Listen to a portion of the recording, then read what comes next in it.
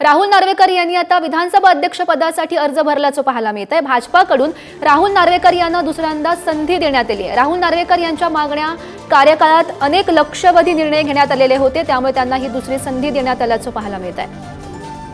पुन्हा एकदा सुशांत यांच्याकडे जाऊया। तर सुशांत, आपण पाहतोय राहुल नार्वेकर यांना ही दुसऱ्यांदा संधी, विधानसभा अध्यक्ष पदासाठी त्यांनी नुकताच अर्ज भरला।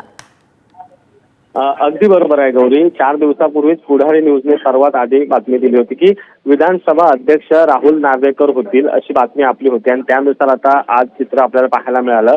राहुल नार्वेकर यांनी विधानसभा अध्यक्ष पदासाठी जो आहे तो अर्ज भरलेला आहे। आपण मागचा राहुल नार्वेकरांचा जर काळ बघितला विधानसभा अध्यक्ष पदाचा, तर त्यांनी महत्त्वपूर्ण निर्णय जे आहेत ते याच काळात घेतले। त्यामध्ये शिवसेनेची सुनावणी असेल, त्यासोबत राष्ट्रवादीची सुनावणी असेल, यासारखे महत्त्वपूर्ण निर्णय त्यांनी घेतले होते। आणि देवेंद्र फडणवीस यांचे अतिशय निकटवर्तीय असे ते मानले जातात। त्यासोबत अभ्यासू असे ते राजकारणी आहेत, वकिली पेशाचे ते आहेत। त्यामुळे राहुल नार्वेकर यांनाच विधानसभा अध्यक्ष केलं अशी बातमी पुढारी न्यूजने 4 दिवसाआधीच केली होती, आणि आता त्या बातमीवर देखील गौरी शिक्कामोर्तब झालाय।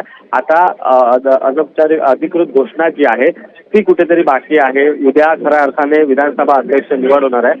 आज उमेदवारी अर्ज भरण्यात आलेला आहे। त्यामुळे उद्या राहुल नार्वेकर यांची अधिकृत घोषणा जी आहे ती विधानसभा अध्यक्ष पदासाठी होणार आहे। नक्की सुशांत, धन्यवाद दिलेल्या या सविस्तर माहितीसाठी। Thank you.